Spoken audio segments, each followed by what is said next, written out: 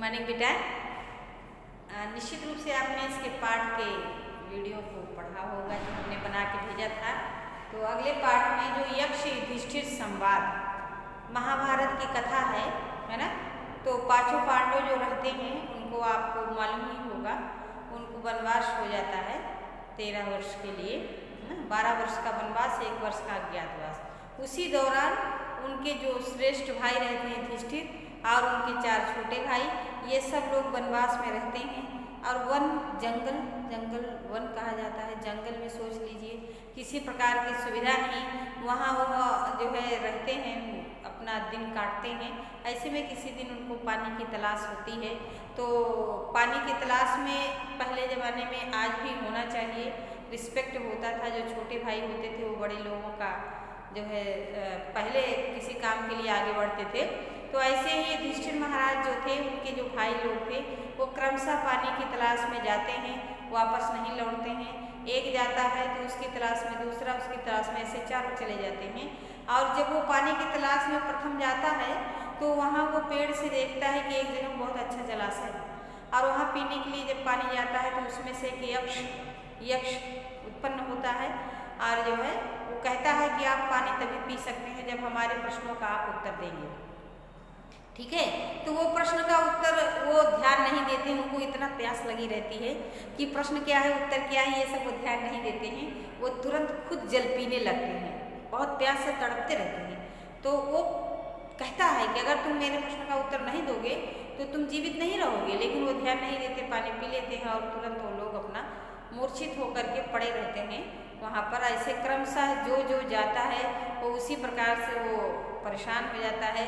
4 के 4 लोग वहाँ पड़े रहते हैं, एक तरीके से मौत को प्राप्त हो जाते हैं। उसके बाद फिर जो है लास्ट में उनके बड़े भाई युधिष्ठिर महाराज आते हैं। तो वो बहुत धैर्यवान थे, बहुत महान थे। वो किसी बात में जल्दबाजी नहीं, वो आराम से यक्ष की बात को सुनते हैं और उससे कहते हैं कि हाँ आप बताइए। तो कहते हैं हमारे कुछ प्रश्न हैं, हम प्रश्न करेंगे, आप उनका उत्तर देंगे तो हम आप इसमें से जल ले सकते हैं, ग्रहण कर सकते हैं और ले जा सकते हैं। युधिष्ठिर महाराज सारे प्रश्नों का उसके उत्तर देते हैं। वो बहुत ज़्यादा प्रसन्न होता है उनके उत्तरों से, और उसके बाद उनसे प्रश्न करता है कि हम बहुत प्रसन्न हैं, आप क्या चाहते हैं। तो युधिष्ठिर महाराज जो है कहते हैं कि वो क्या चाहिए। तो फिर से वो खुद कहता है कि आप कहीं तो आपके 2 भाई को हम जीवित कर सकते हैं। तो अपने जो उनकी माता कुंती और माद्री 2 माताएं होती हैं, तो वो कहते हैं कि हमारे जो है माद्री जो माँ हैं उनके दोनों बेटों को जिंदा कर दीजिए। तो यक्ष बहुत खुश होता है कि मतलब आप उन्हें क्यों जिंदा कर रहे हैं। वो नकुल सहदेव को जिंदा करने की बात करते हैं। तो कहते हैं भीम और अर्जुन को जिंदा करो जो तुम्हारी सुरक्षा करेंगे, तुम्हें मदद करेंगे। तो कहते हैं नहीं, इंसान की सुरक्षा कोई व्यक्ति नहीं, उसका धर्म करता है, उसका कर्तव्य करता है। इसलिए हमारा ये कर्तव्य कहता है कि इस समय अगर मैं कुंती माँ का एक पुत्र जीवित हूँ तो हमारी माद्री माँ का भी पुत्र जीवित होना चाहिए, इसलिए आप उन्हीं को जीवित करिए। यक्ष बहुत ज़्यादा प्रसन्न हो जाता है और उनके 4 भाइयों को जीवित कर देता है। तो इस पाठ में आपके हमें ये बताना ही पड़ा, नहीं तो आप पाठ नहीं समझ पाते। इस पाठ में वही यक्ष जो प्रश्न करता है युधिष्ठिर से, वही प्रश्न है और युधिष्ठिर द्वारा दिए गए जवाब हैं, ठीक है। कुछ श्लोकों के माध्यम से इसमें दिखाया गया है। ये महाभारत की बात है, आप जानते हैं, तो उसी से है। देखिए पहला आपका है, यहाँ पे कुछ शब्द लिखे हुए हैं जिनका अर्थ लिखा है, जो हम आपको पढ़ाने के दौरान बताते रहेंगे, सदाई बताएंगे। देखिए यक्ष उवाच मतलब बोलना, यहाँ भी लिखा है मैंने, उवाच मतलब बोलना। यक्ष बोलता है किश्विद गुरुतरम भूमि। किश्विद मतलब कौन, ठीक है। किश्विद का अर्थ होता है कौन, गुरुतरम मतलब भारी, भूमि मतलब भूमि से बड़ा कौन है।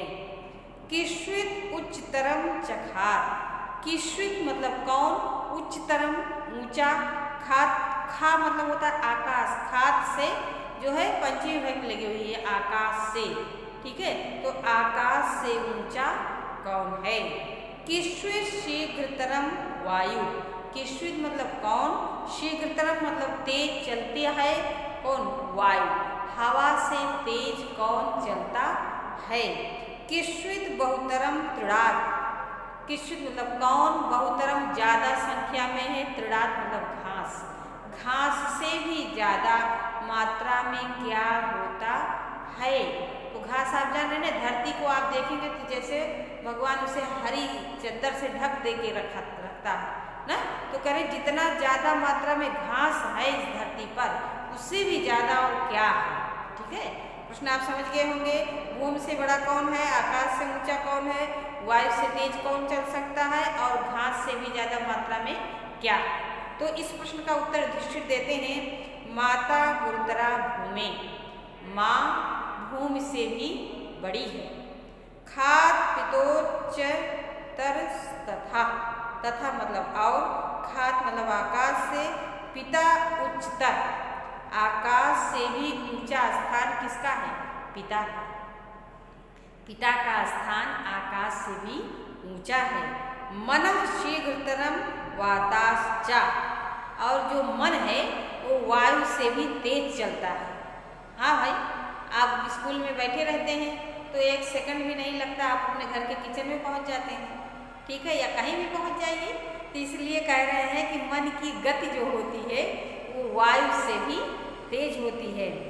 और चिंता बहुतरी तृणात्, और जो चिंता होती है वो तिनकों से भी अधिक होती है। जितना घास है इससे भी बहुत मात्रा में व्यक्ति की चिंताएं होती हैं।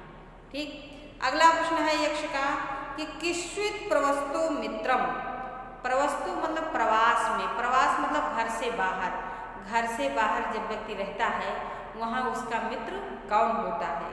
किश्विन मित्रम गृहे सता, और जो व्यक्ति घर में रहता है तो घर पे व्यक्ति का सबसे अच्छा मित्र कौन होता है?